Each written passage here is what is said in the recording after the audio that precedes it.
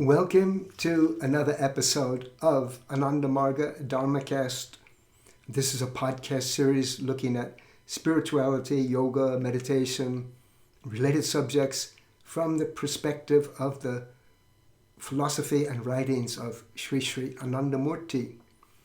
And I'm your host, Dada Veda Pragyananda, or you can call me Dada Veda, many people do. Whichever one you use is fine with me. So today, we're going to look at the topic psychic development and karma. And this is based on a discourse or an essay, you can say, which is found in a book called Ananda Vachanamritam Part 3. And the original discourse was given in October 1978.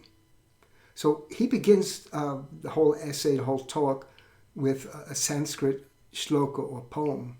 And that shloka says, Janmana Jayati Shudra Sanskarat Dvija Uchyate Veda Pate Bhavet Vipra Brahma Janati Brahmana.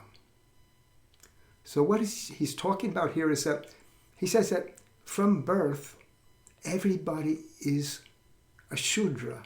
So Shudras are those who engage mainly in physical activity. That's why in India, the caste system says a Shudra is a worker. But it doesn't mean that, because in the beginning, all humans are engaged only in getting food. The young child wants food. And that food is actually God for that child. And that's the main object of what people are interested in. But human beings certainly evolve beyond just an interest in physical pleasure or satisfaction through eating or things like that. And when that happens, their intellect awakens. And that's why in the second part of the shloka, it's talking about the vipra, Vedapate Bhavet Vipra.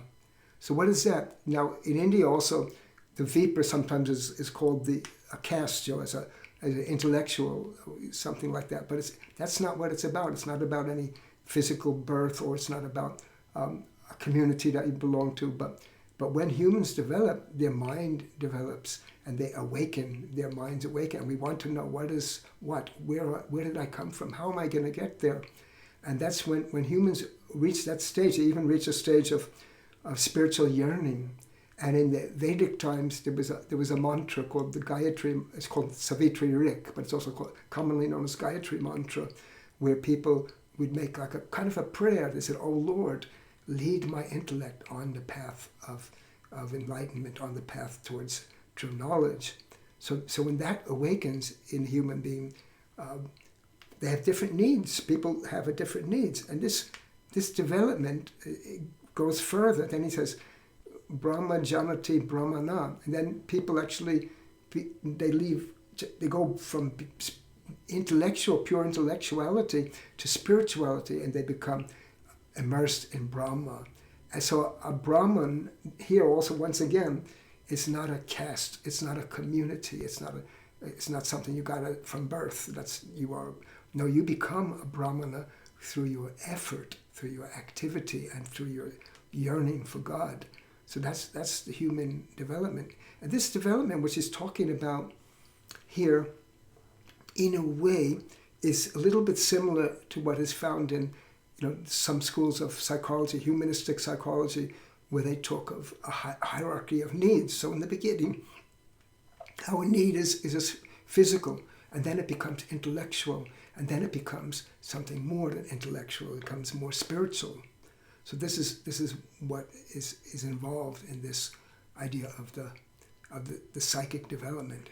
Then he talks about karma also, because in this quest, in this development of a human, then our relation to what karma is also changes. So karma means, basically, it means an action where we take one object and we move it to another place. And we do some, physics would call it work. We move it, we move one object from here to there or whatever. So we're doing all of this karma, this activity, this action, this work.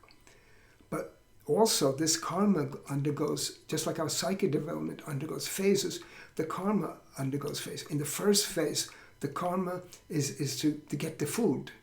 And and they say anam brahmate. So the food is God. But then karma is transformed by people, and they do work. And like in our society, we're mostly in that phase. We meet someone, we say, "What do you do? We're defined by what we do, in fact.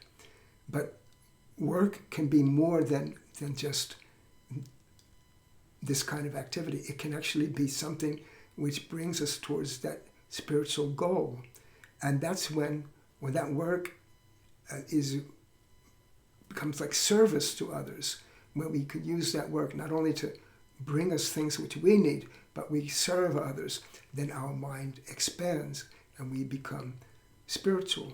And we finally, in the end, we have the realization, I am Brahma, I am that spirituality.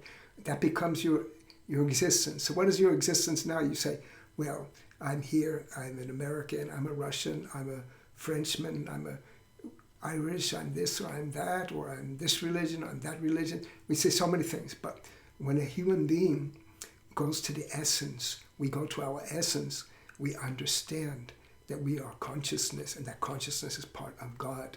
And that's when we become a Brahmana, we become a Brahman, we become immersed in God. So this is the path. And then he also mentions a little bit, to get on this, to do this, there was like in the Vedic times, there was the Gayatri mantra. It's just a prayer. Oh God, take me to the path. But then when the intellect awakened and their spirituality become sharpened more, then they adopted a path. And that's the path of Tantra. That's the path of yoga, the eightfold path of yoga, where you work first from the physical, and then concentration, and then meditation, and then samadhi. So that's the path. That is the way. So the psychic development comes. It's part of human life, but we have to accelerate it. And that's where karma can help us, what we do.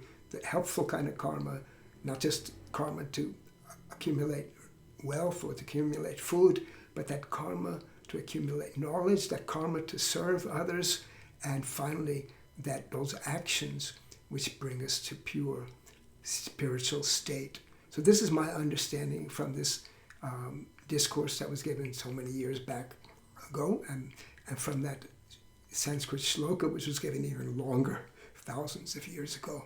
So that's what it is. And so this it concludes what I wanted to talk about today. But if you have any questions, in fact, my recording of this came as a question because I spoke about this recently in a meditation session, and someone says, "What did you say?" So I said, "Okay, I'll do a podcast and I'll explain." So here it is, it's recorded. So if you have any more questions, let me know. I'll do some other podcasts. So that's all for today. So now, regarding our podcast, we've been going for many years only in the audio, and you can find, if you look for Anandamarga Dharmacast on all the audio platforms, you'll find us. So you can watch us, listen to us there, and so I hope you do that and subscribe. Or you can now see it on YouTube as a video, in the video format. So we're in both formats.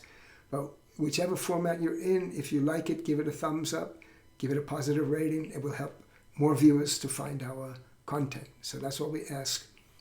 And that's all for today. And I want to conclude with the yoga greeting. It's called Namaskar, and it means I salute you with my mind and all the love and cordiality of my heart. And I hope that we will all meet again soon. So thank you.